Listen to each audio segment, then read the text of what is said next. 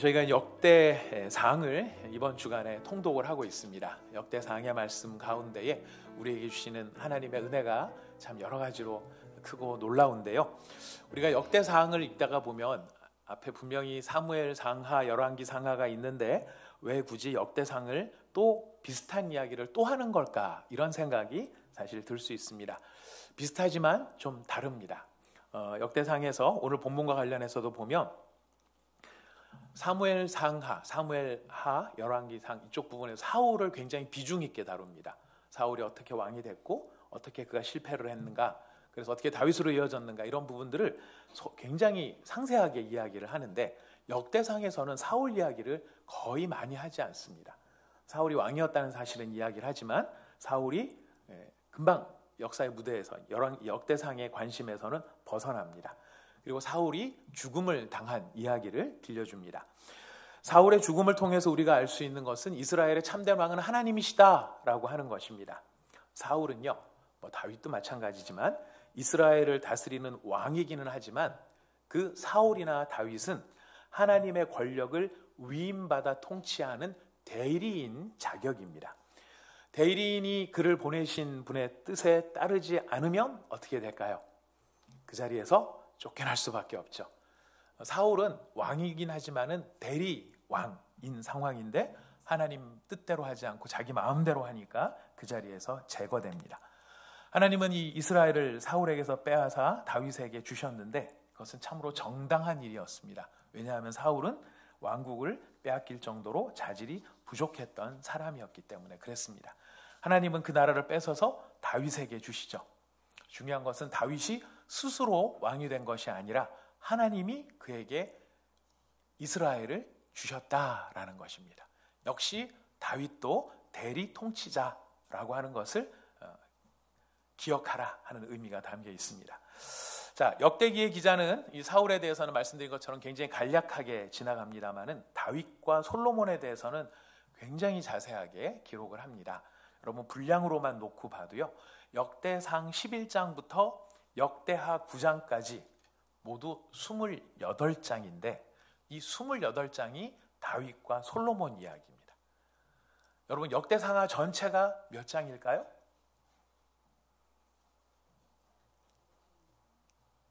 예, 박 권사님이 잘 아시는 것 같습니다. 모두가 다 역대상하의 총 분량이 65장입니다. 65장 중에서 무려 28장을 두 사람 이야기를 하는 거예요. 다윗과 솔로몬 이야기만 하고 있는 겁니다. 퍼센테이지로 굳이 따지자면 한 43%. 그러니까 역대상하에서 이야기하고자 하는 메인 주제가 바로 이 다윗과 솔로몬이라는 것을 우리에게 알려주는 것이죠. 역대상하가 왜 이렇게 다윗과 솔로몬에 대해서 관심을 갖는 것일까요? 이 다윗과 솔로몬을 그리는 역대상, 우리는 솔로몬이 열왕기에서는 굉장히 죽을 쓰면서 끝나는 걸로 우리는 잘 알고 있기 때문에 솔로몬에 대해서는 좀 마음이 참 좋지 않은 면도 있습니다. 하지만은 역대상에서는 이 솔로몬을 그렇게까지 나쁜 인물로 그리고 있지 않습니다. 이 다윗과 솔로몬의 공통적인 것 한 가지를 사실은 강조를 하는데요. 역대기 저자가 다윗과 솔로몬에 대해서 이 두 사람의 가장 큰 특징으로 이야기하는 게 무엇이냐면 주님을 찾는 사람들이다라는 것이. 다윗과 솔로몬이 역대기에서 보여주는 모습은 그가 어떤 전쟁을 많이 하고 이런 인생의 우여곡절을 많이 겪지만 그 우여곡절의 모든 과정에서 다윗이나 솔로몬이나 이 두 사람은 하나님을 찾는 사람이었다. 이거를 계속해서 강조하는 것입니다. 주님을 구하는 사람. 이거를 왜 이야기할까요?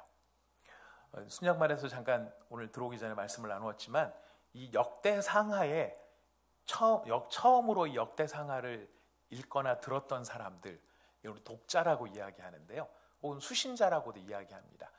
누구한테 이야기를 처음 하게 되느냐면은 바벨론의 포로로 잡혀갔다가 다시 돌아온 사람들한테 이야기하는 게 역대상하의 이야기입니다. 근데 돌아온 이 사람들이 돌아왔을 때 보니까 예루살렘이 재건되어 있고 예루살렘에 불탄 것도 다 없어지고 쓰레기 다 치우고 그래서 사람이 좀 제법 살만한 그런 곳으로 돌아온 것이 아니라 그들이 돌아왔을 때는 여전히 불탄 자국이 그대로 남아있고 예루살렘이 회파된 멸망당한 이 모습은 어떤 면에서 가슴이 아프냐면 이스라엘이 죄인이었다라는 사실을 웅변해주는 흔적이 그 불탄 자국이거든요. 그러니까 이스라엘의 조상들의 죄가 그대로 남아있는, 왜 예루살렘이 불탔는가? 왜 이스라엘이 망했는가? 조상들이 하나님께 순종 안 해서 벌받은 거다. 이 벌받은 흔적이 있으니까 볼 때마다 가슴이 아픈 거죠. 볼 때마다 가슴이 아픈 겁니다. 자, 그런데 그 가슴 아파하는 것으로 끝나서는 안 되는 겁니다. 그래서 역대상하를 기술하고 있는 사람은 너희들이 지금 보는 것은 이와 같은 불탄 흔적일지 모르지만 우리의 조상들, 특별히 이 예루살렘 성을 최초로 건설했던 다윗, 그리고 성전을 건설했던 솔로몬, 이 두 사람도 역시 비슷한 환경에서 출발을 한 것이다.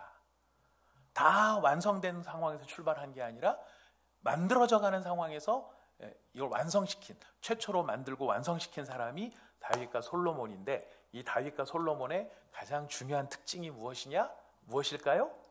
하나님을 찾는 사람들이었다.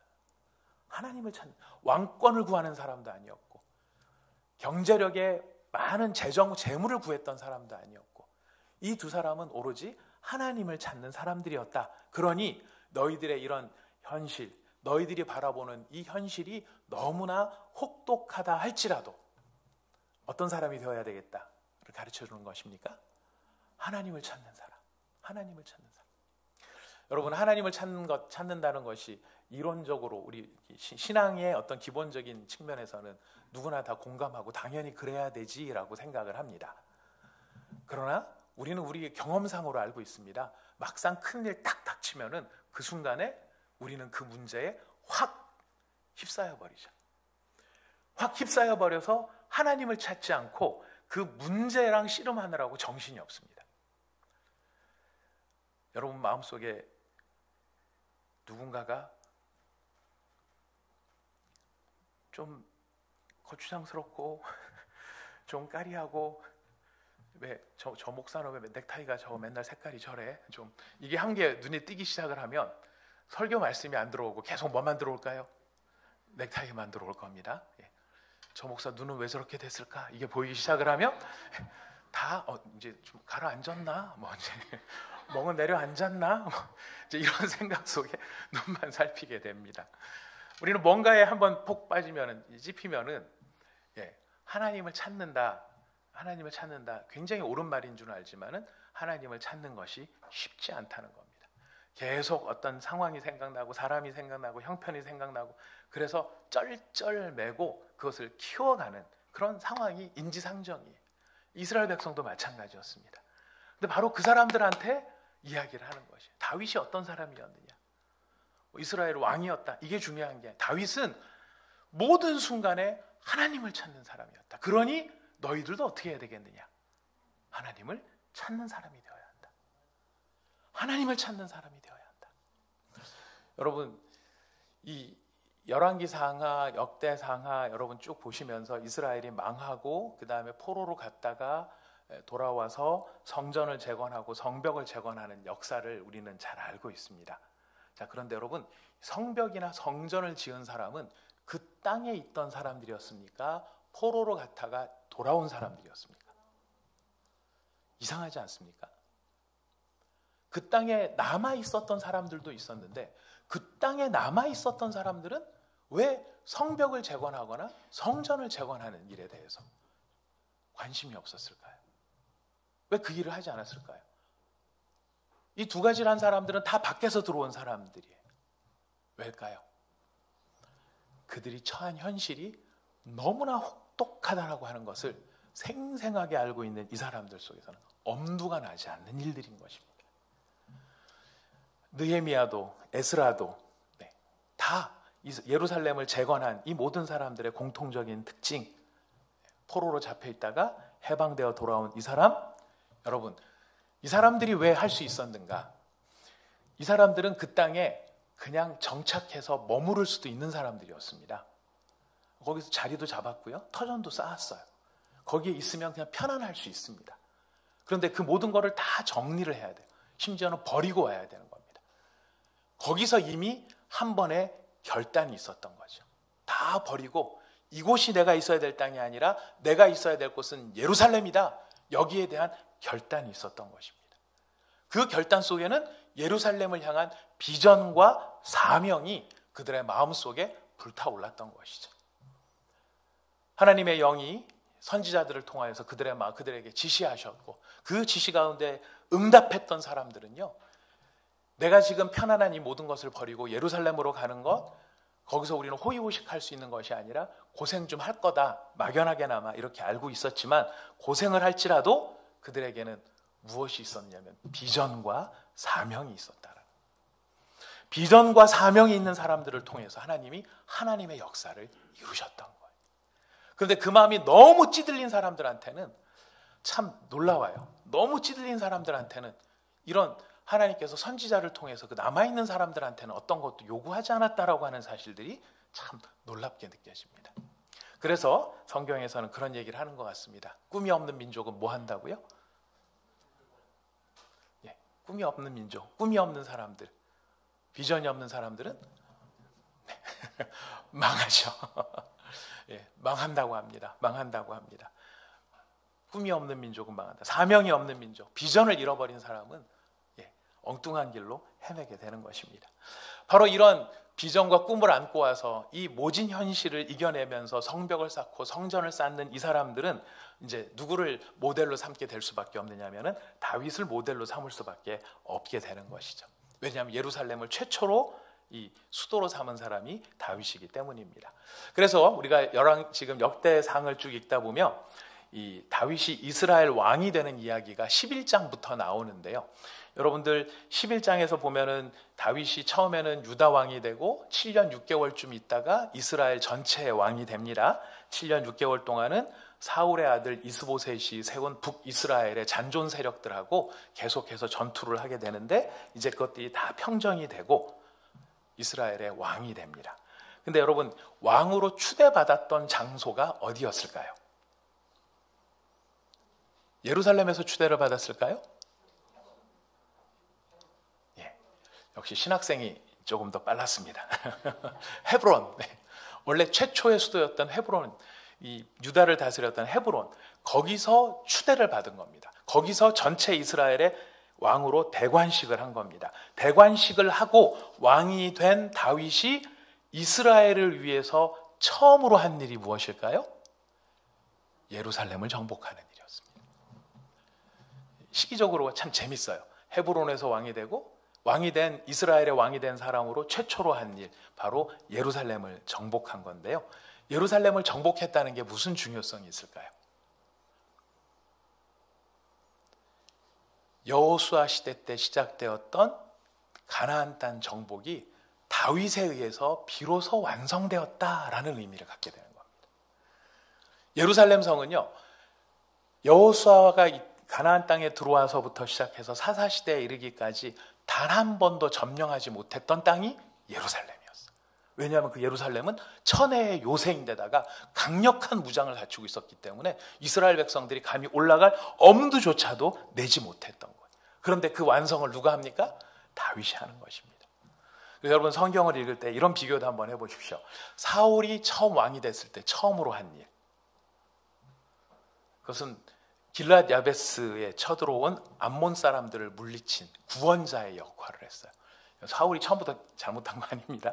구원자로서 역할을 했어요. 솔로몬이 왕이 돼서 처음으로 한 일이 뭘까요?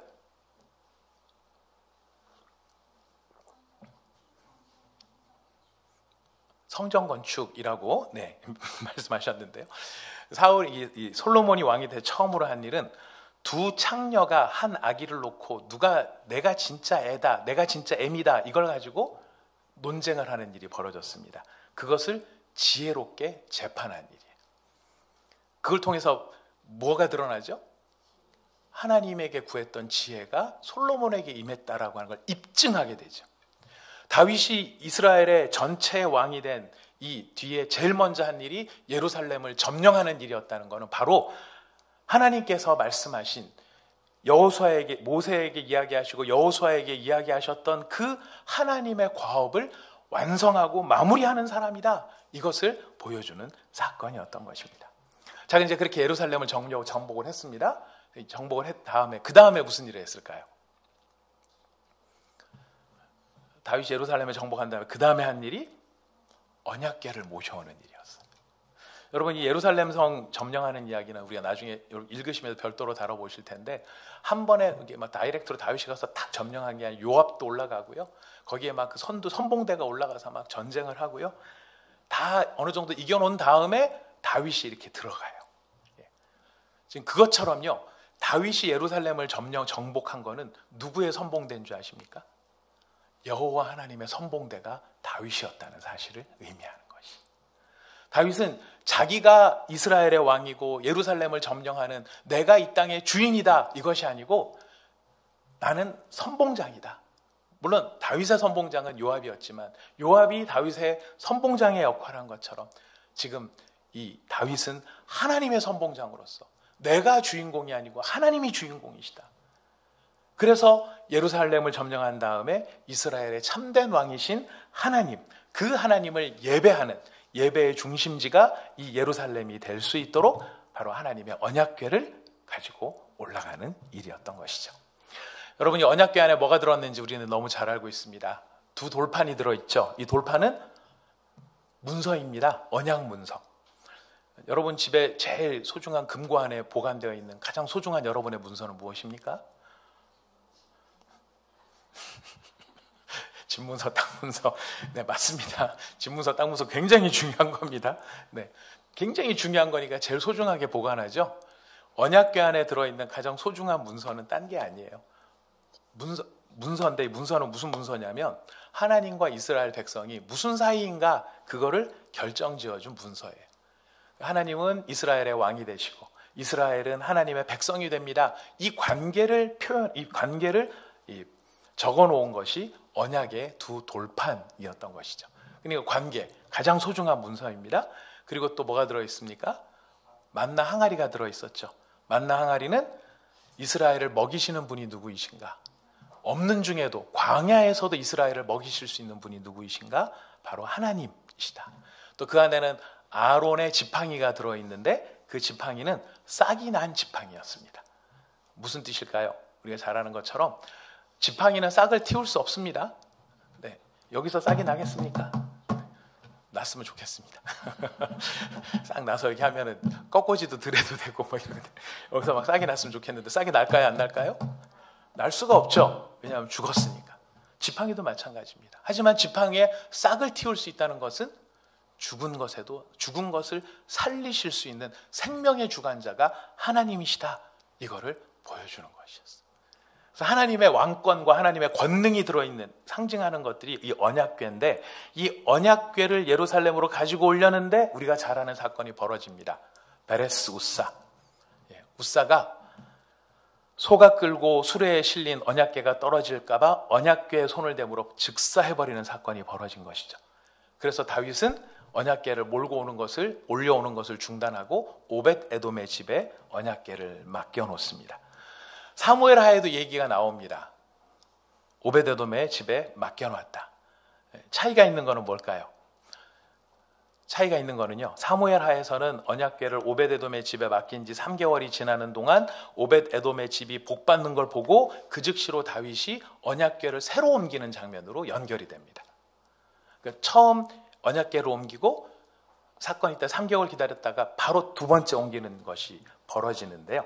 역대기가 다른 게 뭐냐면 첫 번째 옮기다가 실패를 했어요. 실패한 다음에 하는 이야기가 오늘 읽은 14장이 끼어 있는 거예요. 15장에 두 번째 언약궤를 올리는 장면이 등장을 하는 거예요. 13장에 언약궤를 올리다가 실패했고 15장에 언약궤를 두 번째 올리는데 성공을 했는데 그러면 그 두 얘기를 붙여놓으면 되지 14장은 거기에 왜 끼워놨을까? 왜 끼워놨을까요? 말하다가 빼먹겠는데 하면서 끼워넣은 게 이걸까요? 그렇지 않습니다. 14장이 굉장히 중요한 기능을 하고 있습니다. 여러분 오늘 14장의 맥락을 한번 다시 보시면은요. 14장 펴놓고 계시죠? 14장 보시면은 1절과 2절에는 예루살렘에서 다윗이 궁전을 짓는 이야기가 등장을 하고요. 3절에서 7절까지는 다윗이 예루살렘에서 맞아들인 아내와 낳은 아들과 딸들의 이야기가 있고요. 8절에서 12절까지는 블레셋과의 1차 전쟁이 있고 13절에서 17절까지에는 블레셋과의 2차 전쟁이 있습니다. 자, 이게 무슨 기능을 할까? 지금 다윗이 1차로 언약궤를 옮기려고 하다가 실패를 했어요. 실패를 해서 우사가 죽었어요. 우사가 죽었다는 이 엄청난 사건, 그래서 결국 언약궤가 못 올라가요. 그러면은 무슨 생각이 들까요? 하나님께서 다윗을 책망하시는구나. 좀 심하면은 하나님께서 다윗을 그대로 용납하실까? 이게 잘못하는 다윗을 용납하실까? 이런 의문이 있을 수 있어요. 하지만 1차 실패에도 불구하고 14장 1절에서 다윗에게 궁전이 생기고 다윗에게 아내가 더 생기고 다윗에게 아들, 딸들이 더 낳았다. 이 이야기는 무슨 뜻이겠습니까? 다윗은 여전히 하나님이 세운 왕이다라는 것을 보여주는 거예요. 여전히 베레스 우사 사건이 있었음에도 불구하고 다윗은 여전히 하나님께서 세우신 왕이다. 기억해야 될 게 뭐냐면 베레스 우사 사건은 하나님이 다윗을 거절한 사건이 아니다라는 거예요.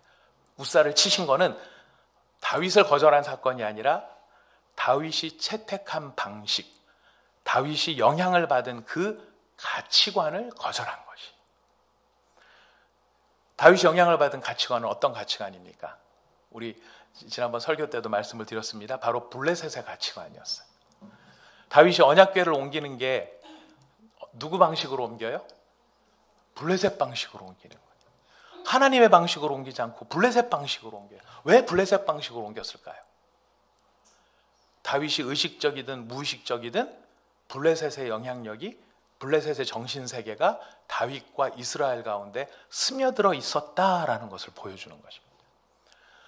바알과 아세라를 공식적으로 섬기지는 않더라도 바알과 아세라를 섬기고 있는 블레셋으로부터 말미암는 그 문화의 영향력이, 그 가치관이 다윗에게까지 너무나 자연스럽게 스며들어서 하나님의 말씀대로 언약궤를 옮겨야지, 이게 아니고 이게 지금 최신 트렌드야, 이게 최고의 유행하는 방식이지, 이게 정말 잘 나가는 최첨단 방식이야, 바로 이 정신세계 속에 다윗이 들어있었던 것입니다.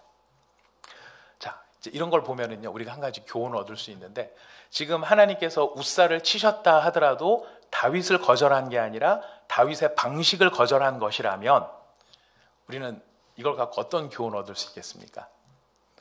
내 삶 속에서 벌어지는 여러 가지 어려움들이 있을 수 있거든요. 곤란과 어려움이 있으면 우리는 어떻게 해석을 하죠? 하나님이 나를 버리셨나? 하나님이 나를 거절하셨나? 물론 하나님의 뜻은 단순하게 이거 한 가지다 이런 건 아닙니다. 하나님께서 우리에게 고난을 허락하실 때는 여러 가지 이유가 있을 수 있어요.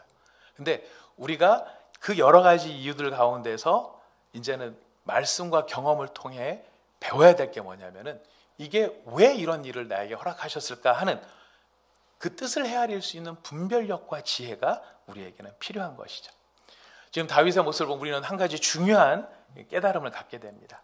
어떤 길이 막히고 어떤 일이 안 될 때 하나님이 나를 거절하시는 게 아니라 지금 나의 방법이나 지금 이 방법을 채택하고 있는 나의 가치관이 잘못되었다는 것을 깨우쳐주는 기회가 될 수 있다는 것이.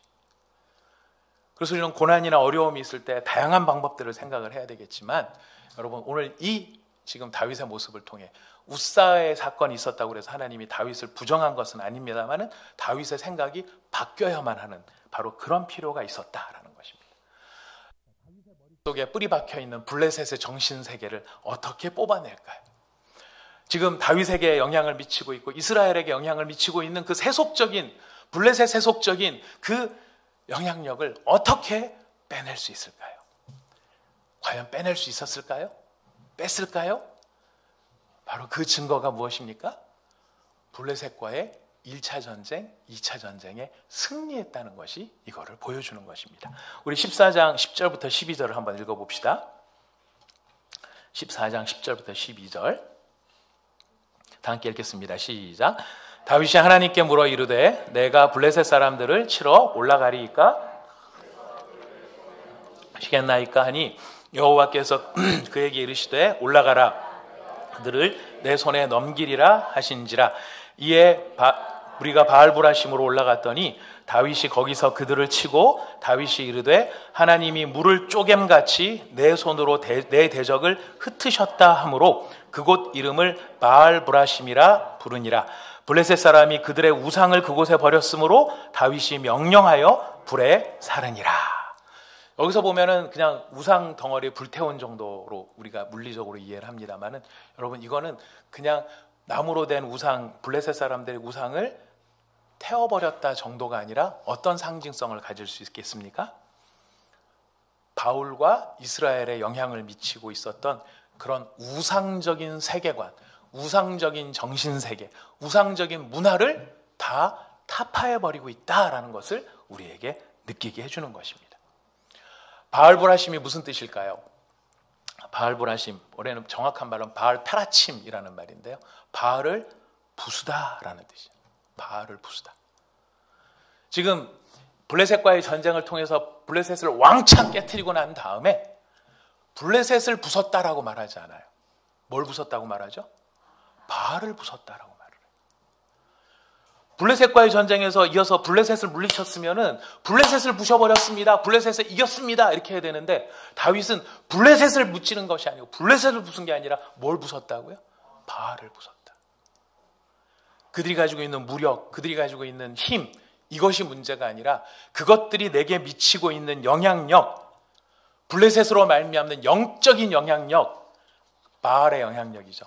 바알의 영향력이죠. 의식과 무의식 중에 자신과 이스라엘에게 영향을 미치고 있었던 바로 그 바알의 영향력을 박살내버리고 불태워버렸다. 그래서 그 장소가 바알브라심인 거예요. 블레셋 브라심이 아니고. 여러분, 이것은 신약에서도 우리에게, 신구약에서도 우리에게 계속해서 이야기를 해줍니다.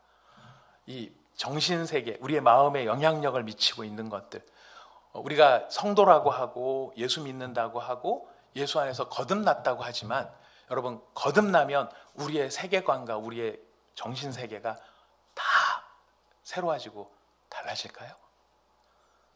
달라지는 부분도 있습니다. 새로워지는 부분도 있습니다. 하지만 성경은 이렇게도 이야기를 합니다. 우리 에스겔서 18장 3절 먼저 한번 보여주겠습니까? 18장 31절 시작.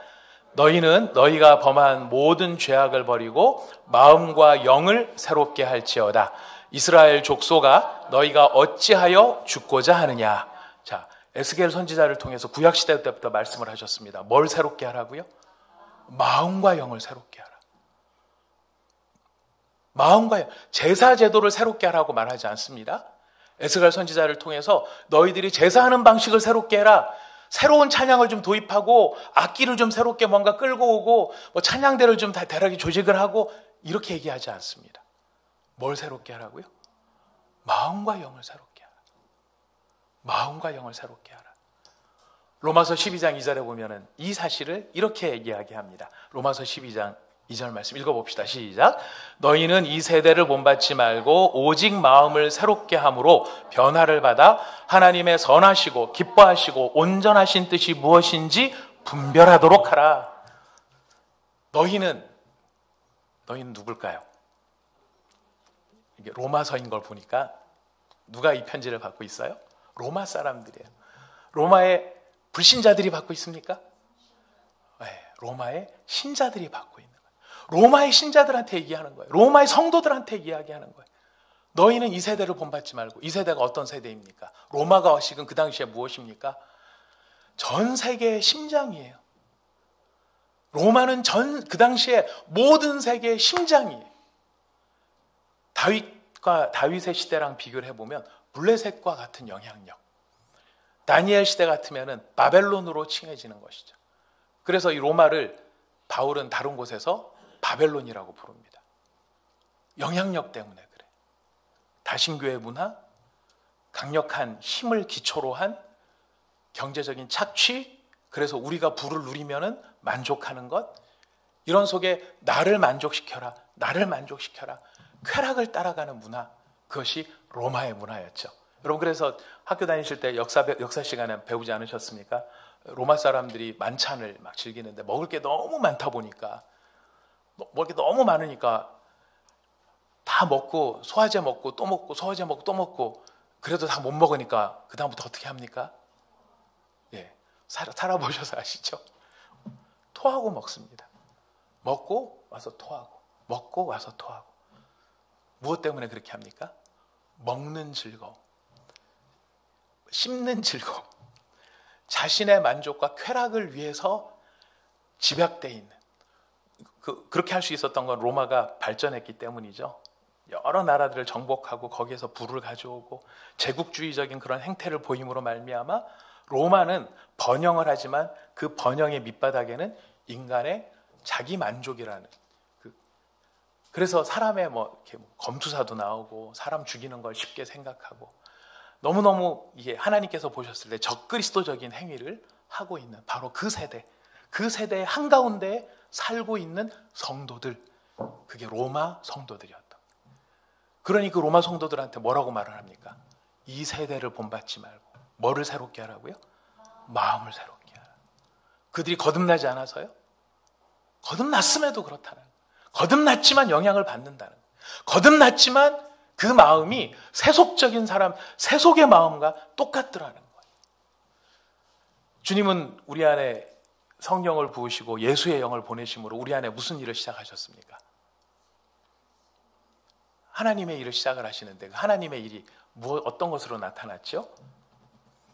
성령의 열매가 바로 하나님의 일의 열매들이잖아요. 성령의 9가지 열매 우리 같이 한번 해볼까요? 시작. 사랑과 희락과 자비와 양성과 온유와, 네 9가지 다 했습니다. 성령이 우리 안에 들어오시면 이런 열매가 나타나는데, 이런 열매는 사탄이 맺을 수 없는 열매, 세상이 맺을 수 없는 열매, 오직 성령으로만 맺을 수 있는 열매. 성령이 그 안에 계시니까 나타나는 증거들인 거예요. 근데 그런 열매가 예수 그리스도를 통해서 나타났는데 그 열매를 가득 맺으신 예수님께서 그 모든 열매를 하나로 이 성령의 9가지 열매를 사랑과 희락과 화평과 온유와 절제와 오래 참음과 자비와 양성과 충성과 이런 거를 다 합쳐서 하나로 만들어 놓으신 게 뭡니까? 십자가예요. 성령의 9가지 열매에 해당되어진 이 모든 것들을 집약해서 하나로 만들어 놓으신 것이 십자가인 거예요. 그래서 저 십자가는 우리를 구원하신 구원의 산물이다, 우리를 구원하신 구원의 어떤 증거다라는 현상들도 있지만 더 중요한 건 뭐냐면 예수께서 십자가에 돌아가심으로써 성령께서 맺으실 하나님 나라의 이 모든 일들을 십자가를 통해 우리에게 보여주셨고 우리가 그 십자가를 믿음으로 우리 안에 그 일이 시작되게 하셨다라는 거예요. 그래서 그 십자가로 말미암아 우리가 비로소 무엇을 하기 시작을 하냐면은 용서를 하기 시작을 하고요. 화해를 하기 시작을 하고요. 다른 사람을 수용하기 시작을 하고 포용하기 시작을 하는 거예요. 이 모든 것들이 누구로 말미암아? 예수로 말미암아. 자, 그런데 세상은 어떻게 합니까? 이 지금 우리가 그 제자훈련 시간이나 성경 공부 시간에 죄악의 열매들을 우리 다 지금 찾진 않겠습니다. 다 이야기하지 않습니까? 사랑 대신에 미움, 화평 대신에 분열, 파당을 짓고 수군수군하고, 이게 다 누구의 열매들이에요? 사탄의 열매들인 거예요. 근데 그것이 세상으로부터 더 많이 들어와서 크리스찬들의 머리 세계관 속에도 십자가의 세계관이 아니라 사탄의 세계관이 그를 지배를 한다는 거예요. 원한을 풀지 않고 마음속에 응어리를 안고 저 인간이 죽나? 언제 죽나? 내가 지켜보겠어. 이런 마음을 가지고 품고 살아간다는 것. 여러분, 이것이 세상에 찌들린 것이 쾌락만의 문제가 아니고. 근데 지금 성경은 로마서에서는 우리에게 무엇을 말씀하시느냐면은 마음을 새롭게 함으로 변화를 받아라. 마음을 새롭게 함으로 변화를 받아서 하나님의 선하시고 기뻐하시고 온전하신 뜻이 무엇인지 분별하고 그 뜻을 따라 살아가야 된다. 그것이 성도다. 그것이 교회다. 그것이 제자다. 그것이 하나님의 사람이다. 지금 다윗이 1차 전쟁을 한 바로 그 전쟁이 갖는 영적 의미를 우리에게 이렇게 보여주는 것입니다. 바알브라심. 다시 기억하십시오. 블레셋 브라심이 아니고 바알브라심입니다. 블레셋을 무찌른 게 아니라 블레셋 뒤에 있는 영적 영향력인 바알을 부셔버린 것이다. 이게 왜 중요할까요? 연결지어 보면 앞에 뭐 때문에 망했어요? 베레스우사 사건이 일어났던 게 뭐 때문이었어요? 블레셋 때문이었죠. 그 블레셋을 쥐어 짜내서 다 없애버리는 것입니다. 그 블레셋을 다 없애버리는 것이, 블레셋에 영향을 미치던 바알의 영향력을 부셔버리시는 거예요. 여러분, 바로 그 일이 일어났을 때 오늘 역대상 14장에서는 또 하나의 승리를 이야기를 해줍니다. 바로 그렇게 블레셋의 세계관에서 벗어나 여호와의 세계관으로 들어온 사람들, 세상의 세계관을 벗어나서 성도의 세계관으로 들어온 사람들, 사탄의 세계관에서 벗어나서 예수의 세계관으로 들어온 사람들, 바로 그 사람들을 위한 하나님의 놀라운 약속, 놀라운 선물, 선물이 14장 14절부터 17절 다시 한번 읽어봅시다. 시작. 다윗이 또 하나님께 묻자온데 하나님이 이르시되 마주 올라가지 말고 그들 뒤로 돌아 뽕나무 숲을 맞은편에서 그들을 기습하되 뽕나무 꼭대기에서 걸음 걷는 소리가 들리거든 곧 나가서 싸우라. 너보다 하나님이 앞서 나아가서 블레셋 사람들의 군대를 치리라 하신지라. 이에 다윗이 하나님의 명령대로 행하여 블레셋 사람들의 군대를 쳐서 기브온에서부터 게셀까지 이르렀더니 다윗의 명성이 온 세상에 퍼졌고 여호와께서 모든 이방 민족으로 그를 두려워하게 하셨더라. 아멘. 다윗이 블레셋의 뒤에 있는 바알의 영향력을 깨닫고 그것을 다 없애고 다 부시고 그것으로부터 하나님께로 돌아오게 되니까요, 하나님이 다윗에게 어떤 선물을 주십니까? 다윗을 위해 작전을 짜주십니다. 전쟁을 하는데 다윗이 작전을 수립하죠. 하나님이 작전 계획을, 하나님이 작전부장이 돼서 작전을 짜주십니다. 어디로 가라, 정면으로 가지 말고 돌아가라. 또 무슨 일을 해주십니까? 작전만 짜주시는 게 아니고 하나님이 다윗을 위해 싸워주십니다. 뽕나무 꼭대기에서 걸음 걷는 소리가 들리거든 곧 나가서 싸우라. 너보다 하나님이 앞서 나가서 블레셋 사람들의 군대를 치리라. 하나님이 앞서 나가서 블레셋 사람들의 군대를 치리라. 하나님이 다윗을 위해 싸워주십니다. 그것뿐이었습니까? 하나님이 다윗을 세우십니다. 하나님이 다윗을 세우십니다. 다윗의 명성이 온 세상에 퍼졌고 여호와께서 모든 이방 민족으로 그를 두려워하게 하셨더라. 이 모든 게 전쟁을 잘해서 비롯된 일이 아니죠.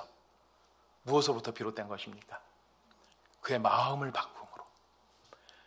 분명히 하나님을 경외하는 사람임에도 불구하고 그의 영혼을 지배하고 있었던 세상과 블레셋의 영향력을, 블레셋의 우상들을 다 부셔뜨리고 온전히 그 마음을 하나님께로 바꾸었을 때 드러났던 하나님의 선물이라는 것입니다. 여러분, 이 선물 다음에 두 번째 언약궤가, 언약궤를 옮기는 두 번째 시도가 있었고 그 시도는 하나님의 영광을 드러내는 시도가 되었다. 이것이 역대기가 들려주는 이야기인 것이죠. 우리에게 주는 교훈이 무엇입니까? 여러분, 이름만 그리스도인이 아니고요, 명분만 제자가 아니고요, 우리가 세상을 향해서 흔드는 깃발만 성도가 아니라 우리의 영혼이 온전히 바뀌어야 됩니다. 우리의 영혼이 온전히 예수의 영으로 충만해야 합니다. 여러분, 오늘 앞찬양도 우리 이진우 목사님이 참 선곡을 어쩜 이렇게 메시지랑 잘 맞춰서 미리 불러주셨는지. 뭐로 충만해요? 예수로 충만하네. 예수로 충만하네. 근데 이게 우리의 가사로만 끝나면 되지 않지 않습니까? 우리의 입술에만 머무른 고백이 돼서는 안 되지 않습니까? 이 고백이 어디에서 어디까지 내려와야 될 고백일까요? 우리의 마음까지, 우리의 영혼까지. 그래서 내 영혼이 진짜 예수로 충만합니다. 진짜 예수로 충만합니다. 내 안에 있는 바알들을 부수시고, 내 안에 있는 세상의 그 모든 우상들을 부수시고, 내 안에 남아있는 여전한 자아를 부숴주시고, 내 안에 자존심을 부숴주시고, 인정받으려고 하고, 남들한테 높임받으려고 하고, 내 마음에 안 맞으면 하던 일도 안 하려고 하고, 기분에 따라서 이랬다 저랬다 하고, 다 누가 중심이 되는 것이? 내가 중심이 되는 것이. 하나님이 중심이면은요, 하나님을 향해 그 일을 하는 겁니다. 그러면 납득이 안 돼도 그 일을 하는 겁니다. 형편이 안 좋아도 하는 겁니다. 내 마음이 정말 찌그러지고 쪼그라져서 아주 그냥 막 어떻게 표현할 수 없는 그런 상황이 됐다 할지라도 그래도 하는 겁니다. 그게 마음이 변한 것이고 예수로 충만한 것이고. 여러분, 십자가를 지실 때 예수님께서 기쁨으로 막 십자가를 지시고 하셨을까요? 아버지 찔러주십시오. 아버지 여기입니다. 아버지 박아주십시오. 여기입니다. 아버지 옆구리 여기 이러면서 막 기쁨으로 하셨을까요? 아니죠. 너무 고통스럽고 힘드셨고 어려웠을 것입니다. 그러나 그 마음이 성령으로 충만하고 그 마음이 하나님의 영으로 충만하시기에 그 모든 상황에도 불구하고 한결같이 그 길을 가실 수 있었다는 것. 우리가 그런 길을 가기를 원한다면 우리가 오늘 이 밤에 어떻게 기도를 해야 될까요? 주님, 내 안에 있는 우상들을 부숴 주십시오. 주님, 내 안에 나를 사로잡고 있는, 나도 모르게 나를 사로잡고 있는 이런 사탄의 가치관, 세상의 가치관, 비그리스도적이고 적그리스도적인 가치관, 이런 가치관들 주님 제가 깨닫고 바알브라심처럼 우리가 그것들을 만몬브라심 깨트리고 나갈 수 있게 도와주십시오. 그리고 오직 내 안에 예수의 영으로만 충만하게 하시고 내 안에 성령으로만 충만하게 하시고 내 안에 그 하나님의 하나님 되심 앞에 그것이 전부가 될 수 있는 그런 참된 하나님의 사람 되게 하여 주십시오. 여러분, 주님께서 바로 그 사람들을 인도하십니다. 주님께서 그 사람들을 위해 싸우십니다. 그리고 그 사람들을 세우실 것입니다. 우리가 이런 소망 있는 약속으로 오늘 붙들면서 우리 찬양하고 하나님 앞에 기도하도록 하겠습니다.